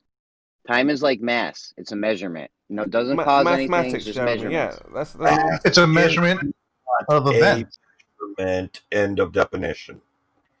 There's a sense. I mean, there is a measurement that can be made of mass, but mass is not intrinsically, in essence, a measurement. The bigger picture is that time is, which is a little different than the measurement. Go next. Well, mass the bigger picture. Let's the bigger go, picture guys. is that time is the bigger picture is that time Go is ahead. a non-physical concept. So what? I don't think So that's being missed. well, it does matter because time can't cause anything because non-physical concepts can't cause something. I and most of us have to say we don't believe that time on its own can cause anything. Right, we've established that. That's good. Well, right, and now you can carry that a little further. Since time is not a physical thing and can't cause anything, time also can't do anything to something physical. It can happen, but it can't do anything. In other words, it can't. A non-physical thing cannot mix with a physical thing. Apparently, it can. I'm not even mixing it. I'm tracking it. You don't drive in miles per concept, dipshit. Okay, so can time? Well, here's a question for you: can time bend? Who cares? The problem is without time, nothing can happen. Because what I'm saying is that only a physical thing can bend. Now, if time is not physical and it's a concept, then it can can't you bend an atom? Is an atom physical? Yes. I can sure bend. Do you understand the difference between bending something physical and not being able to bend something that is not an physical? Atom is physical. You're not going to bend an atom. So do you understand what I'm saying? Or do you understand what I just said? You can't bend an atom. You might bend we're talking about time right now. If you want to talk about you're talking about not physical things that you can't bend. So not bending something is not the measurement of reality. No, what I am talking about is a non-physical item can't bend. Besides, you can bend time anyway, but that's not the point, really. Without time, how does anything happen? It doesn't cause things, but it also nothing can happen without it. So without it, nothing can be caused. Sure. And do you also understand that time cannot mix with the physical? In other words, something non-physical like time can't cause something physical. Correct? Where did you? Time is to me. Time is as physical as a direction is. So everything physical exists in a space and has, it can be moved in a direction. In that same way, it can be moved in a time direction. So you're saying that time has physicality? The same way that, say, north does, yeah. Yeah, but see, that's where you're going to have a problem because time is a concept that doesn't have physicality. Well, so is north. Where did you get that, Slick? Well, show me how time has a physicality. In other words, a physicality is something that you can touch, something that you can show me east. Okay, but where did you get? Well, I'm just saying, let's think about it. Yeah, and I'm asking where did you? Well, so he's deduced it from first principles. Well, why does it matter where he got it? Can you sell me some time? Can you sell me? In other words, time is really. Can you sell me some spirit? Time is an idea, and you can't. An idea can't intermingle with physics. Tell me spirit, but it's not true entirely because it's a label for a phenomenon that we know happens, that we see happening, right? We have progressions of events, and that's not just an idea. That's a reality too, a physical reality. Events progress. We have an ordering that we can give them. See, everything was fine except for the part where you said that it is a physical reality. It may be a reality, but there's no physical in it. Well, it's a name for something that happens to physical things.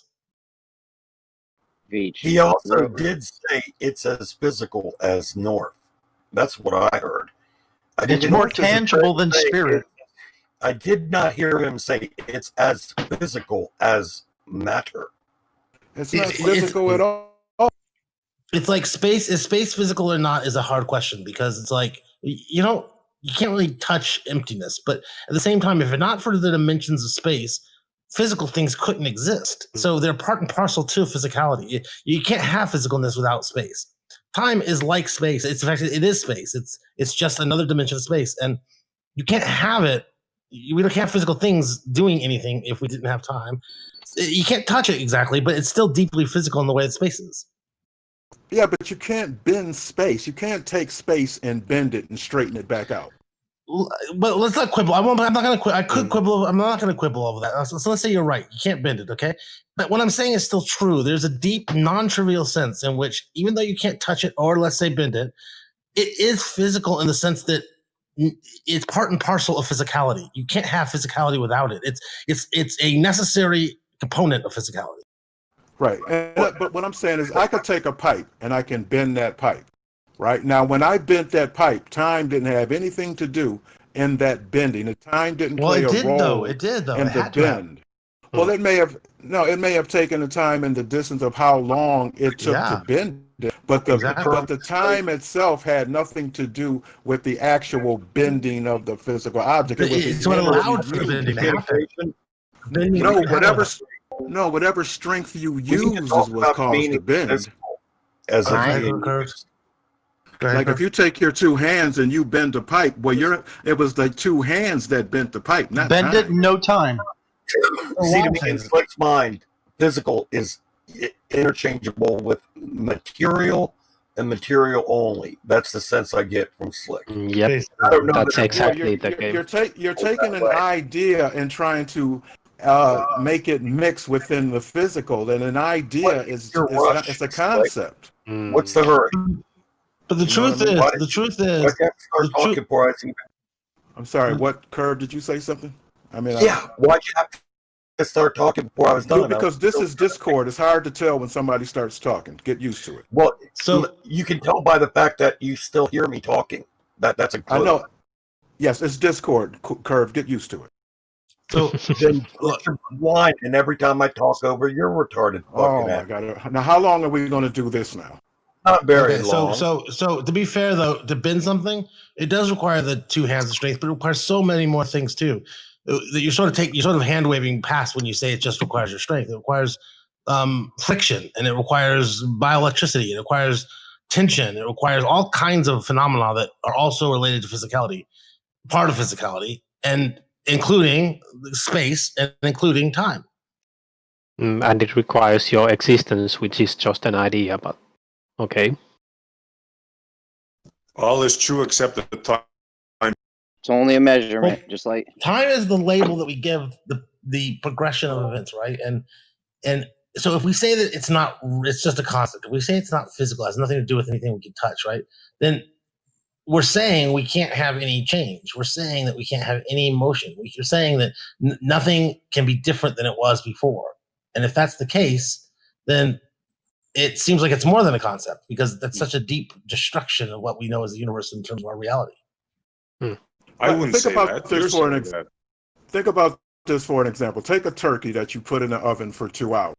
Now, what cooked the turkey? Was it the heat or was it the time? Both, all of the above. The heat, the time, the distance, all these things combined together to create a cooked turkey.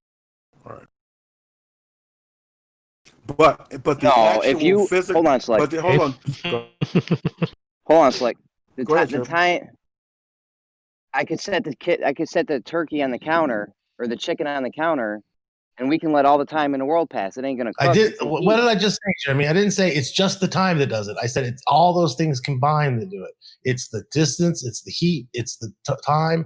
You don't just take one and say it can do it. I said all of it can do it, or it takes all of it to do it. Can I try something here without everybody jumping on me?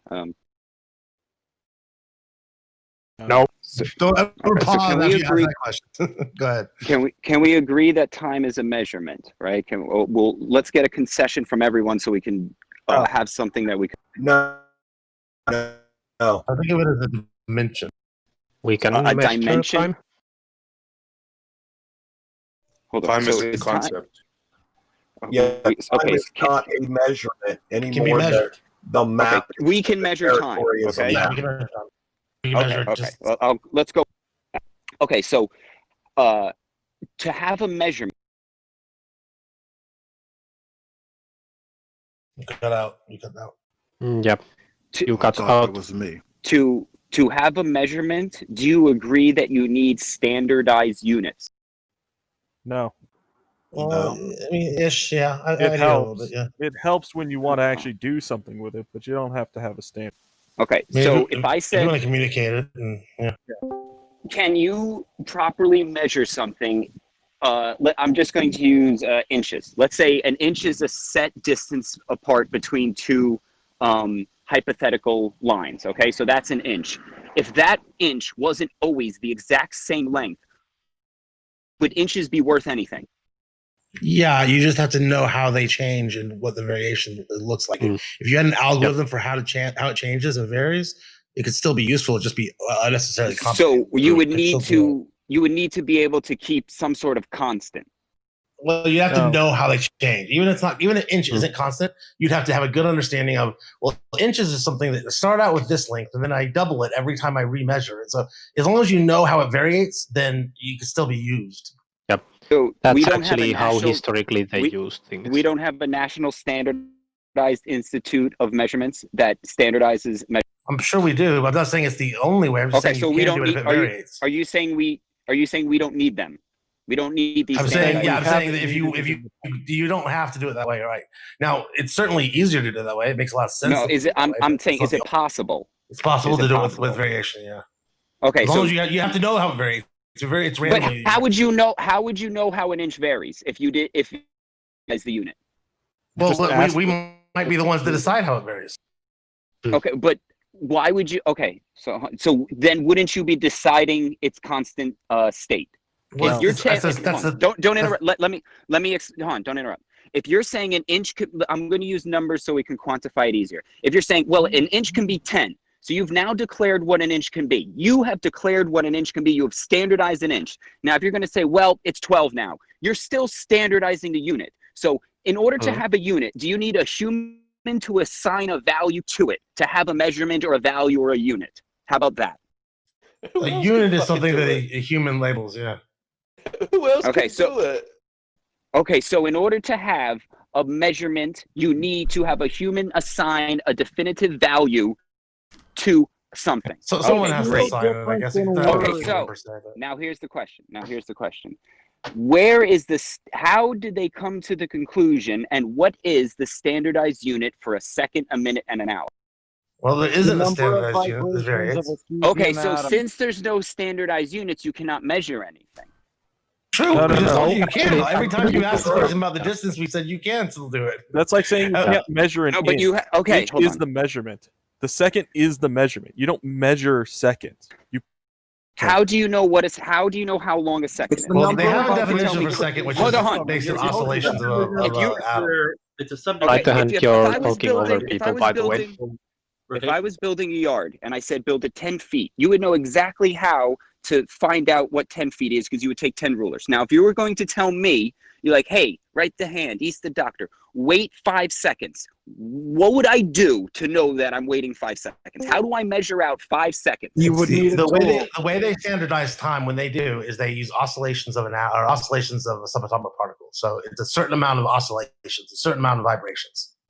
Okay, so what you're saying is that time is based on the everything we know about how time passes is based on our observation of the oscillation of a certain atom. No, whatever. Not everything we know about how time passes. Okay, so how they standardize it though. Okay, so how are we knowing that time is passing at the rate if we're not using this atom as the de facto standard for how time passes? The standardization for time is the oscillation.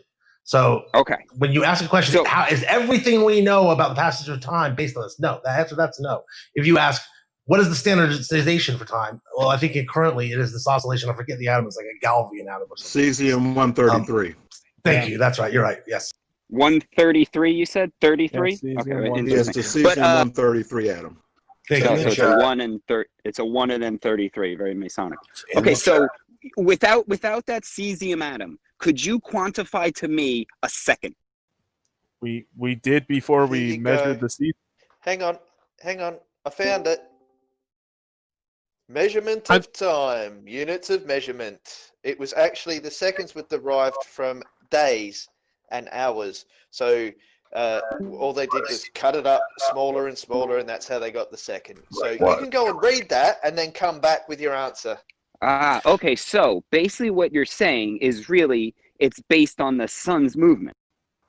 No. Time is also I know we know in Hamlet that they used a measurement which was the length of time it takes to count to 100. For a man to count to 100 was a length of time they would often use. Yeah, but doesn't every man count a little different? So won't they get to the 100? Okay, so what are you measuring? Did you really? So you didn't really, you didn't get an accurate measurement of anything. Sure. It can be accurate. It's just accurate to a degree. How could it? But wait, if you're saying that, okay, if I was like everybody, right.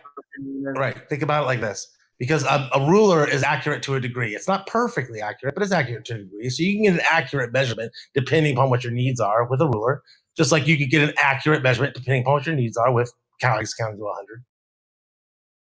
Okay, so what you're saying is that but the ruler is based on an inch and its standardized unit. The whole second and people counting, that is, no there's two nothing rulers are the same about. length. No two rulers are the same length. Okay, but right? no. Here's the thing. I'm not talking about the rulers. I'm based on grains. Talking about ruler is based on when they're making rulers. When they're making rulers, the template which they use to put down to make the first one, that doesn't change from ruler to ruler, like because they have a. Either does the template for this counting to 100. It's always 100. It's not 1,000. It's not 10. But it's always 100. Now actually doing it, you get imperfections because some people count. No, but just like when you make a ruler, you get imperfections because some machines cut. Scott, just a quick thing, because the foot measurement used to be the length of the king's foot, and that's why they called a ruler, because the rulers changed every time the king changed. That sounds made up. That sounds made up. Is that true? Ultimately, though, all measurements, whether it's time or length, it's all based on arbitrary things humans chose in reality, which to reference them to, right? So the meter is now referenced to the wavelength of a krypton atom, and time is reference to the vibration of a cesium atom. And those are references based in the physical properties of the universe. And that's just something that humans all agree upon, so that when we communicate information, we can all be on the same page. The problem with that is I can very easily see how long an inch is. Like you can't show anybody a second. No, but if you're trying to give me a measurement very precisely, such as what's the diameter of a virus, right? You're going to need to have the types of tools that we're talking about with the accuracy we're talking about to make that measurement. You're not going to be able to measure that in physicality using anything else. We're not talking about precision, though. We're talking about, can you show me what this value is? And when you say, well, it varies from... It's based on physical properties of a substance within the universe. It's based on the physical properties of that substance. Okay, have you ever seen a cesium atom yourself? No one has seen an atom. Okay. So let me just get this. But so there are tools with which to make that measurement. Okay, I know. But what you're telling me is that this thing you've never seen moves. If Slicks can find out, or anybody, what the rate at which it moves at, I'm sure it's like 1 billion times a second. So what you're going to tell me is something that you've never seen in your entire life, moving at 1 billion times a second, and that's what we've based everything we've standardized time on, and that doesn't seem iffy to you. Well, no, it's just no. First of all, those tools were not available to us a century ago, right? This is in the modern times when we wanted to have increased precision. We've had to develop tools to do that. So now if I want a lab with a computer that's that precise in time, I now can create the equipment and make that measurement of that cesium atom within my lab, and I can have the precise measurement that I'm looking for, because it's replicatable amongst all the labs that have the right equipment to measure this physical property of the universe. Okay, so now let me ask you this. Are you measuring time, or are you measuring a physical object? You're measuring the movement of a physical object within the universe, which is what time is. Time is nothing more so time is movement? Than movement. So time is movement. Time is movement. Yes. Ultimately, time is movement. If there's no movement, there's no time. Well, hey, anybody want to feel that one? I brought him to the hole. If shit doesn't decay, there is no time with which to measure. Do you understand? No, he doesn't understand. You guys are not getting it, man. Right, the hand is right. That's how is he? How is he? We didn't even make a point yet. It's a concept, dude. Why can't you understand that? It's a concept, yes. You keep saying you keep saying that. I don't understand what his point is. He said, doesn't it seem iffy to you? I mean, how can it be? Another argument from incredulity or something. What we call a second. Here, what we call a second. So I'll have a fourth attempt, shall I? What we call a second is what we call a second. You know, if you, I don't know, if you have some doubts about the way we came to it, so what? It is what it is. What is it? Show me a second. I don't see. Give me a quantified value of a second. Arbitrary, just like Try and remember, it's a room of adults. So saying things like "show me a second," that's not a thing to say in a room of adults. That's some. I can show you an inch. You might say so that's that. A quantified measurement. You might say that in front of 4-year-olds. Okay, now you're just attacking the person. You can't show me an inch. You can't show me an inch. Okay, how can you show me an inch? So the idea that we can have physical matter that can be, quote, an inch long, and then we take that physical matter that is an inch long and we standardize it and say, this, everybody is an inch. And then we go from there. So we know we have correct measurements. Okay. Okay. We say, right. we could say this thing, we could say this thing is an inch long, but you aren't showing me an inch. Yeah. I'm just showing me something that is 1 inch long. Exactly, because an inch that isn't showing me an inch, right? Is it? That isn't showing me an inch. So would you agree that I can show you? I can experience with you a second of time, can't I? Hold on. How is that any different? Let me explain. So would you agree that an inch is a concept that I cannot show you and is not a distance you can travel, but I can show you a piece of matter that is quote unquote, an inch long? No, I wouldn't agree with. The inch is a real thing then, right? So show me an inch. Now you're going to go back. No, I didn't say that. I didn't say that. Why are you pretending that it's a dichotomy? Why would you say that? I'll tell you why. So the first thing you said was gibberish, so I couldn't possibly agree with it. It didn't make any sense. Okay, so let me clarify. In this world of reality, there is only really, and if you want to wait till the end if you disagree, but there's only 2 forms of existence. Non-existence, conceptual, abstract ideas, and then actual, tangible existence of objects, things you can touch and interact with. Now, time is not one of the latter. It is one of the former. It is a manifestation of the mind, of the human mind. It is not a thing. Hold on, I'm not done yet. It's not a thing that it's not a thing that influences matter. It's not a thing that causes quote unquote energy to be released. It is a construct of the human brain. Here is what I would ask. Can you verify that? Can you justify that claim in some way? It's a nice claim, but can you justify it? Hang on, I have a slight problem with the fact that he said there's 2 types of existence and one of them is non-existence. Therefore, there's not 2 types of existence. Nice catch. I'm not sure why he's having a problem with the fact that humans make arbitrary abstractions of reality. Yeah, because he's retarded. I mean, there.